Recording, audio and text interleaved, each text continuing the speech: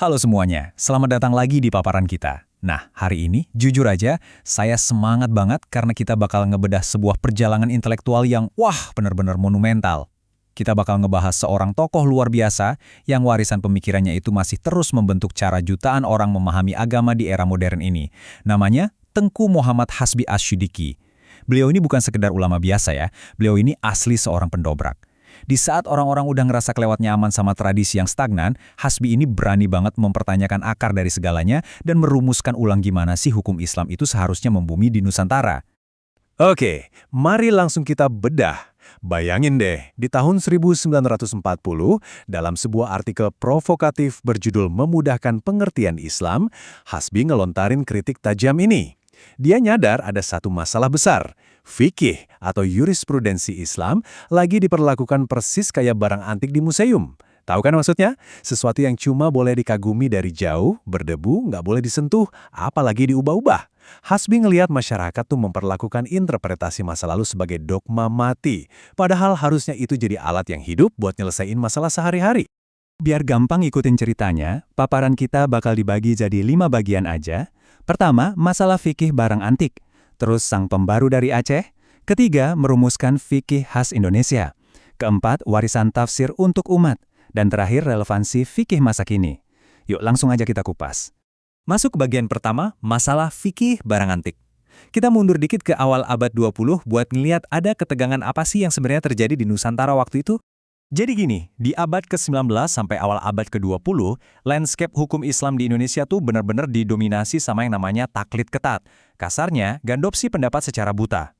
Ulama-ulama kita waktu itu sangat bergantung banget sama teks dan tafsir yang ditulis berabad-abad lalu dari Hijaz atau Mesir. Masalahnya, ajaran-ajaran impor ini sering banget nggak nyambung sama konteks budaya lokal kita. Akhirnya muncul gesekan hebat antara fikih Islam dan hukum adat yang emang udah mendarah daging di masyarakat. Di tengah situasi inilah, pada tahun 1940, Hasbi muncul buat ngedobrak status quo. Dan ini dengan sangat jelas ngegambarin masalahnya. Coba deh kalian bayangin betapa absurdnya situasi waktu itu. Ada seorang petani Jawa nanya soal zakat hasil panen di desanya, tapi sang ulama nyari jawabannya pakai kitab fikih klasik berbahasa Arab yang ditulis di Mesir ratusan tahun yang lalu. Gimana coba ceritanya? Konteks pertanian, cuaca, sistem ekonomi, semuanya beda total. Gimana mungkin solusi abad pertengahan dari Timur Tengah bisa langsung di-copy-paste ke ladang agraris di Jawa? Gak masuk akal kan? Buat mecahin kebuntuan ini, Hasbi ngasih pencerahan yang bener-bener krusial. Dia misahin dengan tegas antara syariat dan fikih. Syariat itu hukum ilahi yang mutlak dari Tuhan. Sementara fikih itu cuma interpretasi manusia atas hukum tersebut. Selama ini, Muslim di Indonesia tuh sering nyamain fikih sama sakralnya dengan Al-Quran. Hasbi ngingetin kita semua, kalau kita memperlakukan fikih sebagai sesuatu yang nggak bisa dibantah, kita malah bakal beku di lorong waktu, nggak bisa ngerespons masalah sosial modern. Lanjut ke bagian kedua, sang pembaru dari Aceh. Nah, pemikiran yang berani banget kan? Pertanyaannya sekarang, siapa sih sebenarnya sosok pemberani yang nentang arus utama ini? Kisah pahlawan kita ini dimulai di Loksemawe, Aceh tahun 1904. Hasbi lahir di lingkungan ulama yang tradisi pesantrennya kental banget. Bayangin aja, umur 8 tahun dia udah hatam Al-Quran loh. Tapi, dia nggak berhenti di bilik pesantren. Perjalanannya terus berkembang pesat, sampai akhirnya di tahun 1958, ulama asal Aceh ini berdiri gagah di panggung global di Lahore, Pakistan.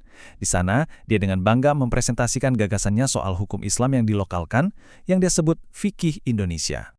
Gimana dia bisa punya visi sejauh itu? Kuncinya ada di amunisi intelektualnya. Hasbi ini tipe orang yang nggak mau cuma diam di zona nyamannya. Dia keluar, nyari ilmu, dan dimentori sama ulama-ulama progresif mancanegara. Ada Syekh Al-Kalali dari Sudan yang ngenalin dia ke pemikir reformis kayak Al-Afghani dan Abduh. Dia juga belajar dari Syekh Surkati, pendiri Al-Irsyad. Sentuhan dari para pemikir internasional inilah yang ngasih dia keberanian buat mempertanyakan hal-hal yang selama ini dianggap udah final oleh ulama Nusantara. Sekarang kita masuk ke bagian ketiga. Merumuskan fikih khas Indonesia. Gimana sih cara Hasbi mengganti kepatuhan buta tadi dengan sesuatu yang relevan sama konteks lokal kita? Perlu dilurusin dulu nih ya, Hasbi nggak tiba-tiba ngebuang kitab kuning ke tong sampah. Nggak sama sekali. Justru, dia ngenalin metode mukaronah atau metode komparatif yang canggih banget. Dia ngajak para ulama buat ngejejerin pendapat dari berbagai mazhab klasik, terus dibandingin sama perundang-undangan modern. Tujuannya apa? Buat nyari mana yang paling pas dan ngasih manfaat paling besar buat masyarakat Indonesia. Pinter banget kan? Jadi, poin krusialnya adalah sebuah konsep bahasa Arab yang namanya maslahah mursalah. Bahasa gampangnya, kepentingan publik.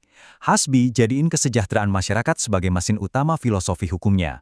Menurut beliau, kalau ada aturan yang secara teknis fikih masa lalu dianggap benar, tapi pas diterapin zaman sekarang malah bikin masyarakat rugi atau susah, nah aturan itu wajib banget ditinjau ulang. Terus ada satu elemen lagi, namanya urf, alias adat kebiasaan lokal. Hasbi nekanin banget kalau Islam itu datang bukan buat ngehapus budaya Nusantara. Selama tradisi lokal kita nggak nabrak prinsip dasar Islam, ya harus diintegrasikan dengan mulus ke dalam hukum. Pendekatan ini benar-benar bikin agama kerasa kayak di rumah sendiri buat orang Indonesia, bukan berasa kayak produk impor dari luar negeri. Biar lebih kebayang, kita lihat contoh konkretnya. Dulu, aturan zakat klasik itu cuma fokus ke barang-barang pertanian atau perdagangan zaman kuno. Tapi lewat ijtihad jama'i atau ijtihad kolektif, Hasbi ngeluarin ide progresif. Pabrik-pabrik besar dan mesin industrinya wajib dipungut zakat. Kenapa? Karena negara berkembang butuh pemerataan ekonomi. Mengambil zakat dari mesin pabrik adalah solusi jenius yang pas banget buat ngejawab kebutuhan ekonomi modern saat itu. Oke, kita bergeser ke bagian keempat, warisan tafsir untuk umat. Pemikiran sehebat ini nggak cuma disimpan di kepalanya loh. Beliau dedikasiin hidupnya buat nulis, dengan jumlah yang benar-benar di luar nalar. Nah, yang benar-benar menarik dari slide ini adalah angka 73. Ya, 73.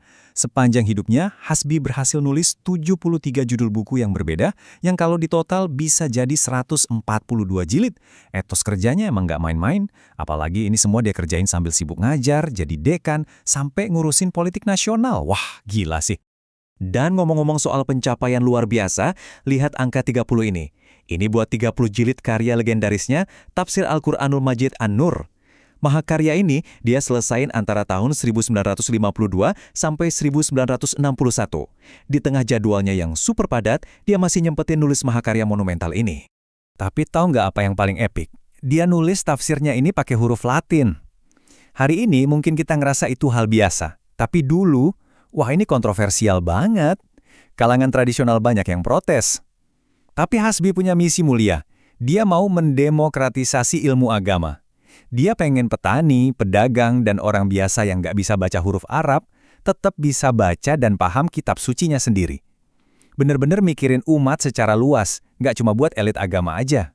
Masuk ke bagian kelima dan terakhir, relevansi fikih masa kini. Terus, apa sih artinya sejarah abad ke-20 ini buat kita yang hidup di zaman sekarang? Sebenarnya, pemikiran Hasbi ini ibarat cheat code atau cetak biru buat kita ngelewatin perdebatan panas zaman now.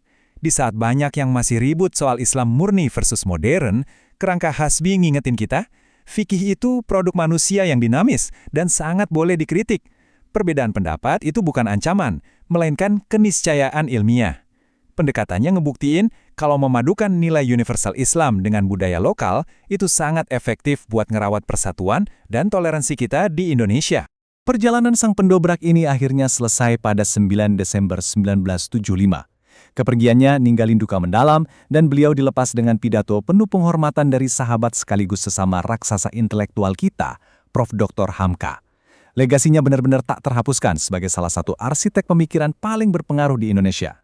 Sebagai penutup, saya mau ninggalin satu pertanyaan yang dalam banget buat kalian renungkan. Apakah ilmu kita hidup atau sekedar museum? Tengku Muhammad Hasbi Ash-Shidikiyah udah ngebuktiin kalau ilmu berhenti bertanya, dia bakal mati jadi barang antik. Tantangannya buat kita sekarang, berani nggak sih kita terus nyari relevansi yang berpihak pada kesejahteraan manusia, ketimbang cuma terjebak ngebaca teks usang secara harfiah? Pikirin deh. Oke, makasih dan nemenin paparan kali ini, teruslah belajar, dan sampai jumpa.